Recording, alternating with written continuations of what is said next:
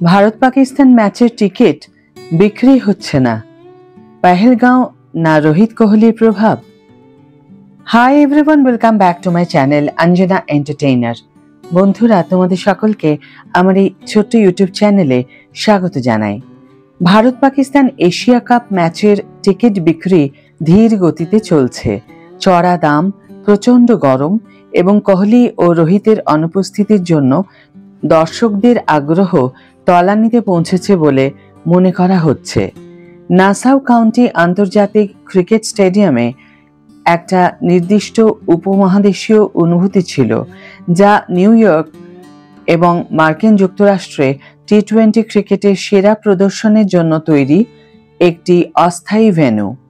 উপলক্ষটি ছিল টি-20 বিশ্বকাপ 9 জুন 2024, যেখানে ভারত ও পাকিস্তানের নায়করা মুখোমুখি হয়েছিল।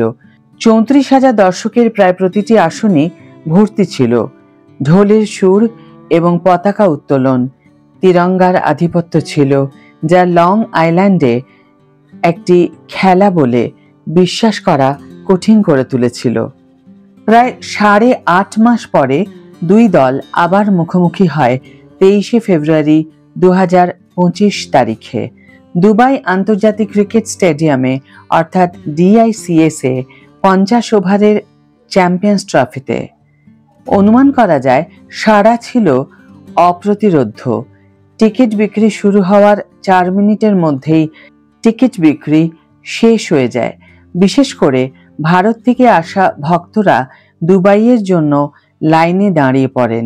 ম্যাচটি প্রায় তুঙ্গে উঠেছিল যতক্ষণ না তাড়া করার মাস্টার বিরাট কোহলি সাধারণত অস্থির অপরাজিত সেঞ্চুরি করে একমুখী ট্রাফিক তৈরি করেন।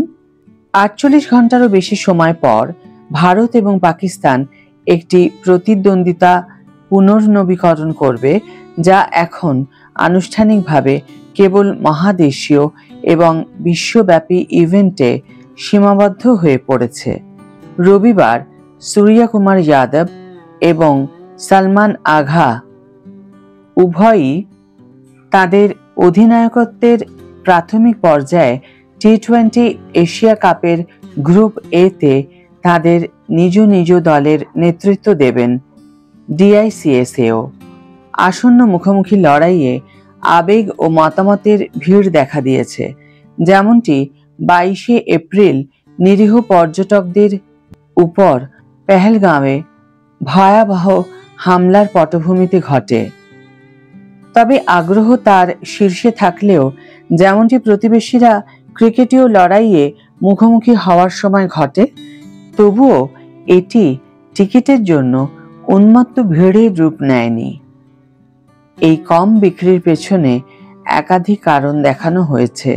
তার মধ্যে রয়েছে প্রিমিয়াম আসনের দামি লক্ষাধিক বৃদ্ধি থেকে শুরু করে প্রচণ্ড গরম। শুক্রবার রাত 1টায় তাপমাত্রা ছিল 34 ডিগ্রি সেলসিয়াস এবং এক সপ্তাহ আগে ভারতীয়রা এখানে আসার পর থেকে সর্বনিম্ন সর্বোচ্চ তাপমাত্রা ছিল 38 ডিগ্রি সেলসিয়াস।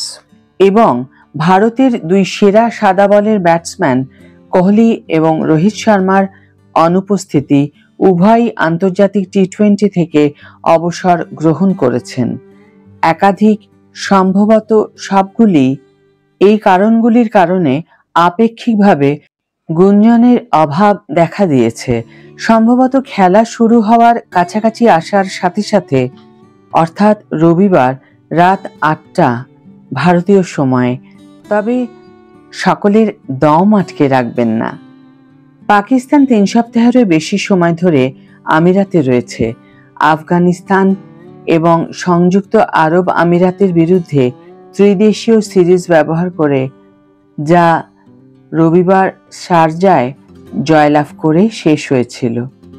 শারজাহ ক্রিকেট স্টেডিয়ামে বাকেট সিট চালু করার ফলে এর ধারণ ক্ষমতা 16,000-এ নেমে আসে।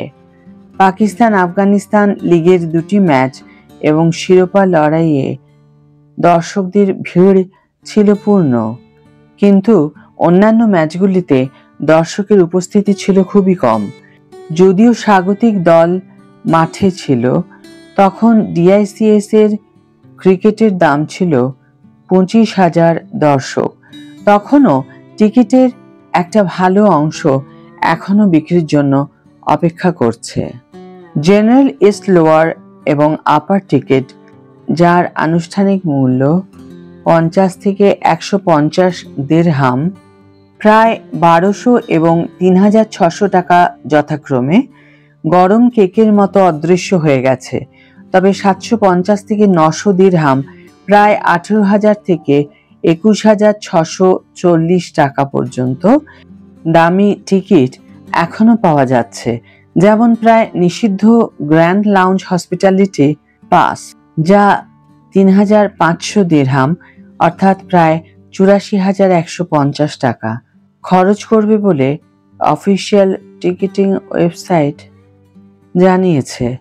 হয়তো শেষ মুহূর্তের কিছু টিকিট ক্রেতাদের আকর্ষণ করবে, কিন্তু এখনকার পরিস্থিতি বিবেচনা করলে আয়োজকদের কাছে দর্শকদের ভিড় এক আনন্দদায়ক চমক হিসাবে দেখা দেবে।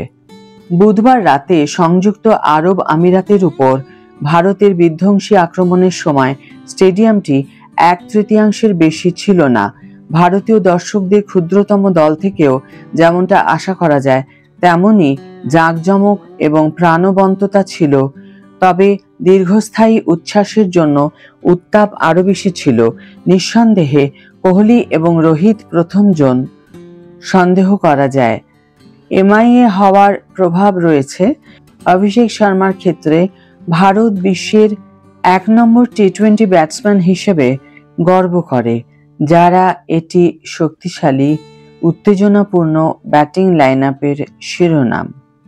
ভারত পাকিস্তান অবশ্যই ভারত সংযুক্ত আরব আমিরাত থেকে অনেক আলাদা, বিশেষ করে ব্যাপকভাবে পরিবর্তিত ভূ রাজনৈতিক সমীকরণের কারণে।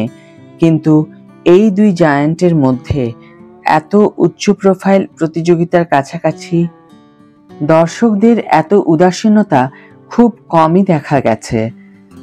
আজকের ভিডিও এখানে শেষ করছি বন্ধুরা। ভিডিওটি যদি ভালো লেগে থাকে তাহলে অবশ্যই একটা ছোট্ট করে লাইক দিও, শেয়ার করো বন্ধুদের সাথে, কমেন্ট করে জানিও তোমাদের মতামত। আজ তাহলে বিদায় বন্ধু, দেখা হবে পরের ভিডিওতে। ভালো থেকো, সুস্থ থেকো, সঙ্গে থেকো।